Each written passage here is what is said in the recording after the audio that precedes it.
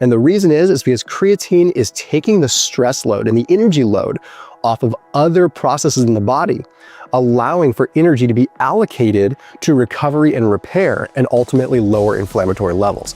This is huge because this opens up the door to just about all 88 to 93% of people that are dealing with some level of metabolic dysfunction. Next up is allulose. I consider allulose to be a supplement, even though it's technically a rare sugar or a sweetener. The reason I consider it a supplement is because it's what you can use when you overdo it on carbohydrates. It is a fail-safe.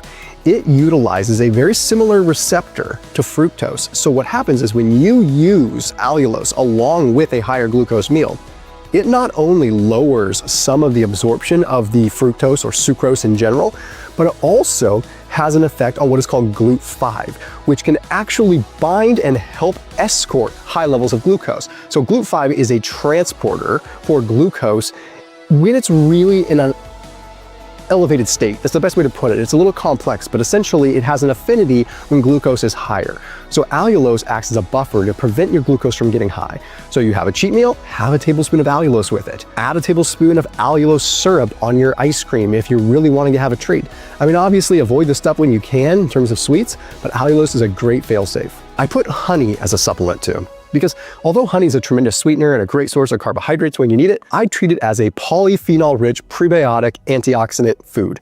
I have a couple of tablespoons or maybe even less of that stuff, sometimes even teaspoons if I'm trying to keep my carbs lower, because all I want is the antioxidant effect. Go for a good MGO 850 or higher Manuka honey if you want the highest potency. Glycine made a lot of videos in 2025 for me, and glycine is something that I added in about a year ago. 3 grams of the stuff an hour and a half before bed, and I have slept so much better.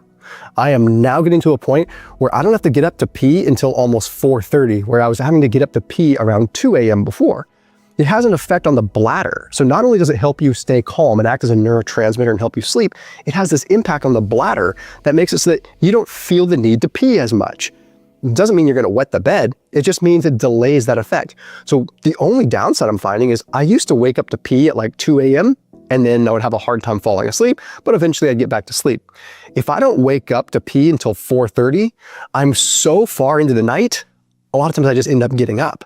But I'll tell you, if I go to bed at 9:30 and sleep all the way till 4:30, I'll take it. That's better than going to bed at 9:30 and getting up at 2 and not going back to sleep or having broken sleep. So glycine as a neurotransmitter, as a neuroprotectant, as an antioxidant, and as an overall sleep aid. Magnesium across the board.